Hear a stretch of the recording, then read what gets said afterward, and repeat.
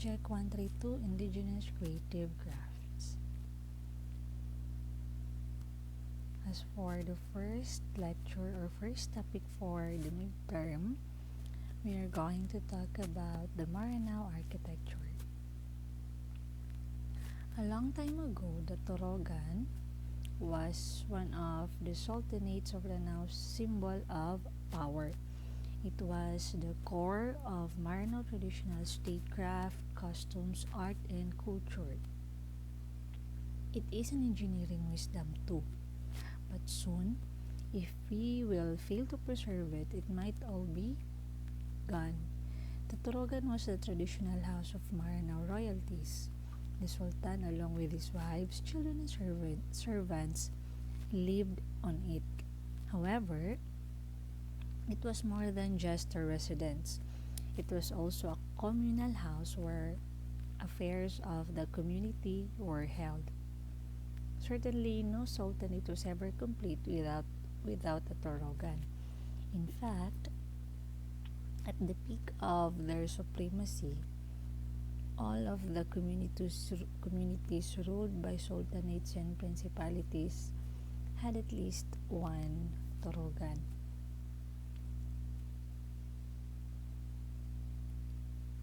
So we have actually three types of traditional dwellings or traditional Meranao houses.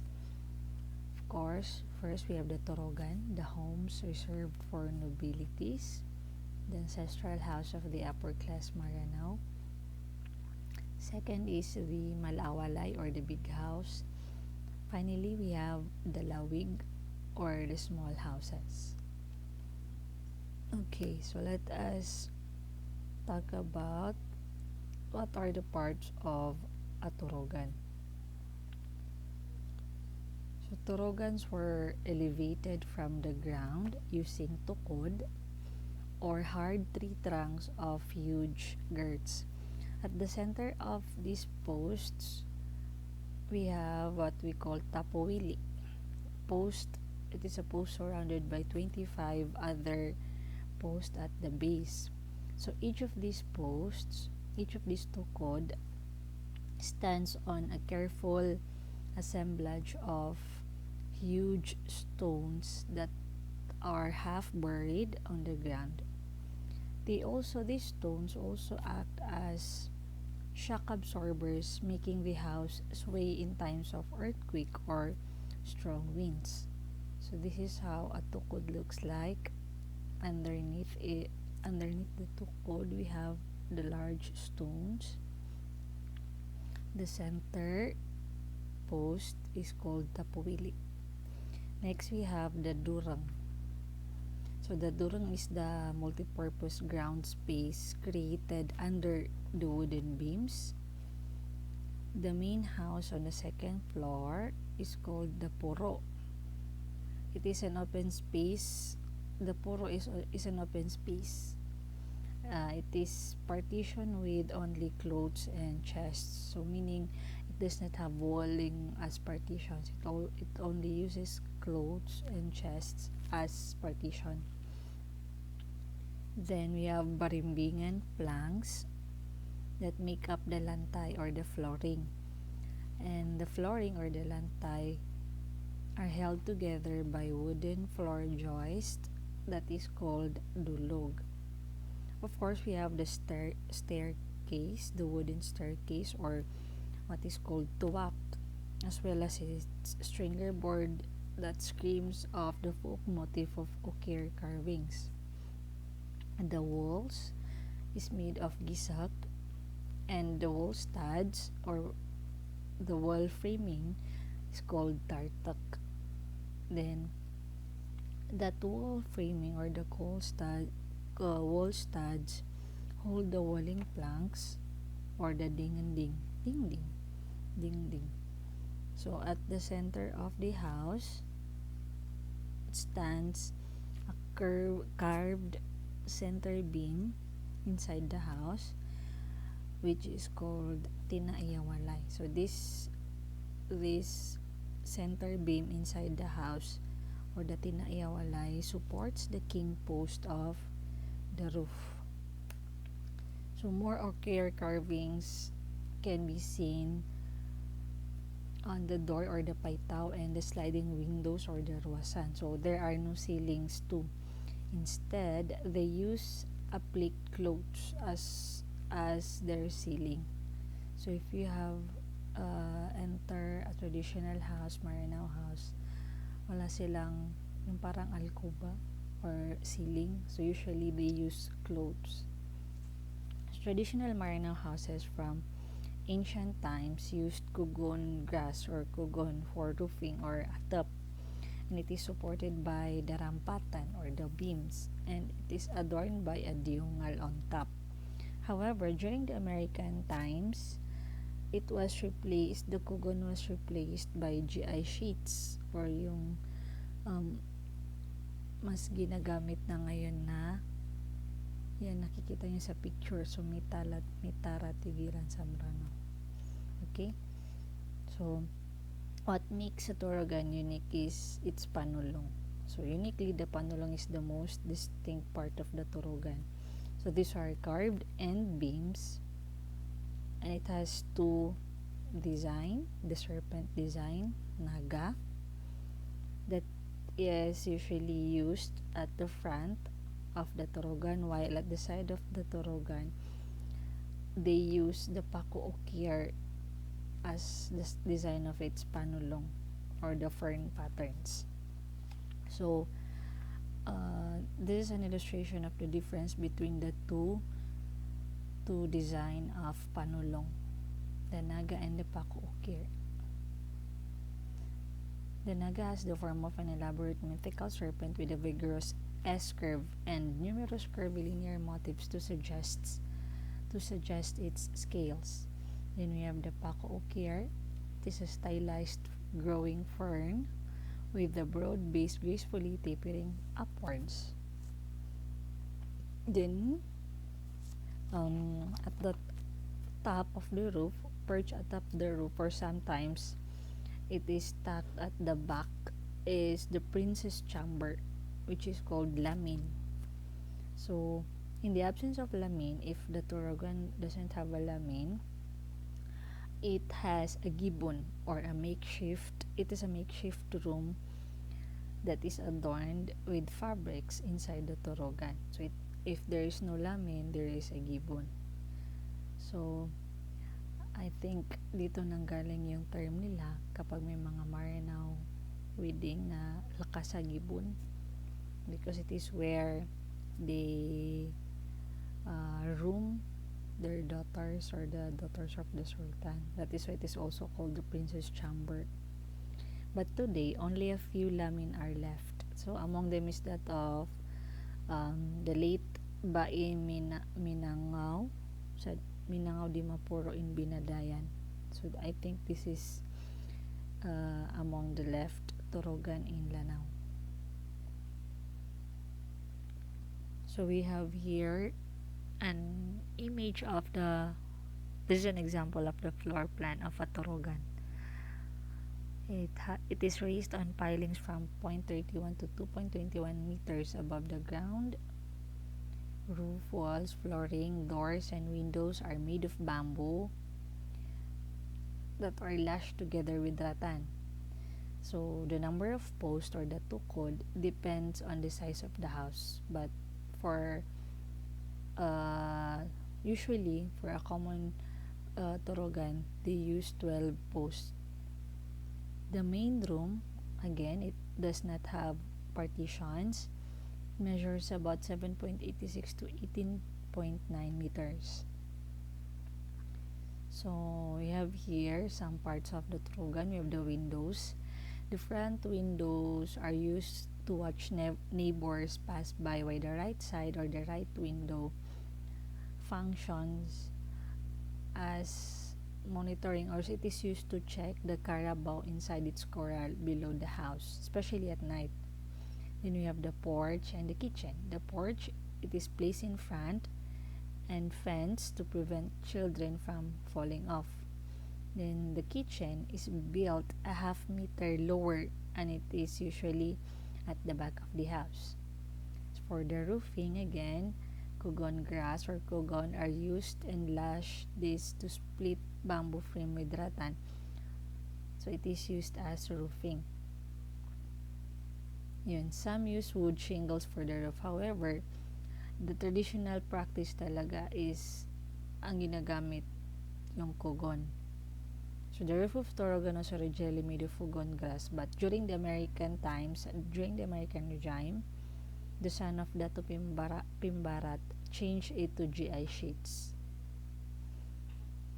Okay, so while Torogans were pre-colonial architecture, some of it crossed through the eras of foreign conquest. So dumaan sila sa maraming panahon, and those that have lived through time are between 100 to nearly 300 years old today. Now, let us talk about the three of the many Torogans in Lanao del Sur that has keep their architectural characteristics. So first we have the Dayawan Torigan in Marawi. So the Dayawan Torigan in Marawi is owned by the late Sultan Konding. Originally built around the 1740s, it stood witness to the various episodes of battles in Lanao. So the National Historical Commission of the Philippines lists this Torigan as a national historical landmark. Next, we have the Kawaian Torigan that is owned by Sultan sa Kawaian Makaantal. In 2008, the National Museum declared this Torigan as a national cultural treasure. So it is more than 100 years old, and it is found in the quiet town of Meranao. In fact, it is considered to be the only habitable Torigan left in Lanao del Sur. Lastly, we have the Bantuga Onayan or Lagindab Torigan in the lakeside town of Ganasi. Although it lies in ruins, you can easily spot the impeccable craftsmanship used in this massive house. So accordingly, there are still more of these Torigan hidden somewhere in Lanao.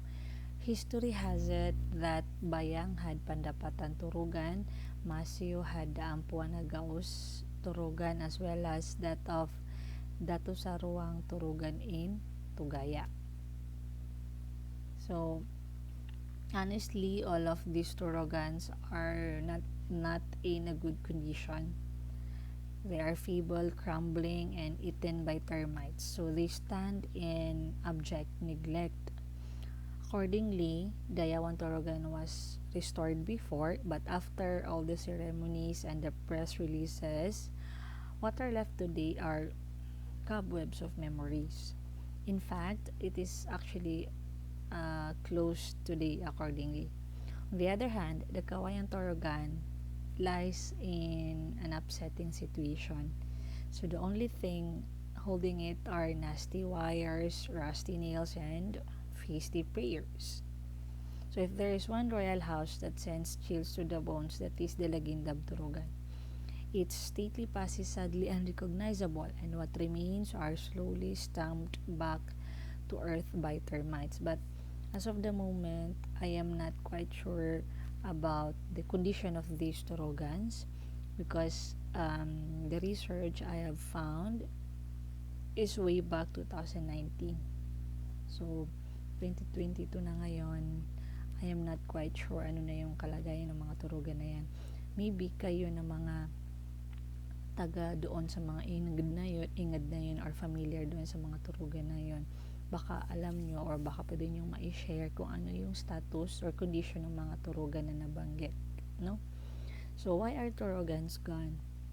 There are many reasons why Torogans disappeared in time. So, among them is first, the abolition of nobility titles given to any Filipino in the first Philippine Constitution in 1934. So, hindi na masyadong mabigat yung mga titles or noble titles ng mga Maranao compared before. Another reason is that many of these Torigan were converted into fortresses during the failed Spanish-Moro Wars and during the conquests of the Americans. So, naging mga kampo na lang sila during the wars. Then, there's the rise of the middle class at the time when the sultanates become non-entities and they start to build big houses that, of course, rivaled the Royal Torigan. So, dwindling family fortunes also played a big part why Torogans are gone. So, not to mention that some, accordingly or allegedly, some of these Torogans were sold to the Las Casas Filipinas, the Acuzar. Okay, so now let us talk about the Malaawalay. So at first glance, the Malaawalay or the big house can resemble the Torogan. So it's stilted from the ground, it has wood planked walls and a roof. You can also find ochre carving on the door, baseboards, and windows. However, these types of houses do not have the panulong, as panulong were meant only for the Royal Torigan. So owners of these homes are noble families too, but they belong to not of the highest ranking royalty titles or royal titles. Some of these Malaawalay can be found in Ditsa AndraMine, and I believe some of you who are from this place can attest to these beautiful houses. So first we have this one, notably Sundigarana or Sundigarana of the Sakar Barazar clan stand prominent in this place in Ditsa AndraMine. They line up from the junction in Pagalongan and has most of the qualities of the Royal Torigan, of course, without the panulong. Then there's the Lumba of the Samporna family and the Bantuga Bayabaw by the Toriganan family. So the youngest rebuilt in the 1957 is the Kampong Aranao of May Saripada. On the other side of the street is the Mompong of Haji Madid. So these are the notable Malaawalay that can be found in Ditsa AndraMine. I do not have photos of them because I only rely from the researches that can be found in the internet. Then we have here an example of the modern Torigan. So I think some of you who is from Bubong like me is familiar with this Torigan. So in the town of the Bubong, the 1975 House of Haji Ali Mandir is reviving the looks of the Torigan. So this is not the traditional Torigan. Although everything is already built in concrete, and including the panulong and the diungal. So this is considered modern Torigan because it is made of concrete na, hindi na siya made of woods or bamboos. So being the town's political center, their home functions like the Royal Torigan, for they handle affairs of the community in this abode. But as the last time I checked, nire-rebuild nila ito kasi years back, nasunog man. Yes, nasunog ito. Then, gina-rebuild nila ito ngayon. So, the Torigan was a symbol of Meranao society, culture, and traditions. Even the Malaawalay has been homed by the affluent and the nobles for communal places that serve its people. Nevertheless, in the passing of time, its importance was also neglected. So restoring and conserving them really entails a lot of resources. But these are the only way forward for this precious heritage to be preserved. For now, we can just imagine better future for these treasures. So the cultural expressions of Lanao, this Torigan is considered as the cultural expressions of Lanao and the Philippines. So how I wish that modern architects or modern builders, engineers could bring back the tradition of this Meranao architecture, or at least incorporate the designs or the structures or the traditions that we have as Meranao, no? So most of you being an engineering student, I wish that you could help in preserving this treasure that we have. Okay, as for your creative journal entry, you are tasked to design, yes, your own modified version of Meranao Torigan. So, modified or modern version. So, it's not necessary that you follow the exact structure. As the term here, modify, you can modify. So, in creating your design, please consider the traditional parts of the Torigan. So, all of the mentioned traditional parts of the Torigan can be incorporated, or consider them to be included. So, incorporate them in your design. So, in suggesting materials, you don't just design. You are going to suggest materials to be used for your design. So, in suggesting materials, of course, since this is Indigenous creative crafts, you are advised to select Indigenous materials such as bamboo, rattan, coconut leaves, or any other construction materials that could be available in Lanao. Actually, this design with materials can also be continued as a thesis in your thesis writing, if it can be done nicely, if you're going to do it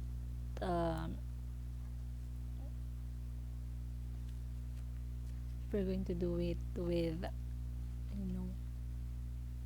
nice purpose.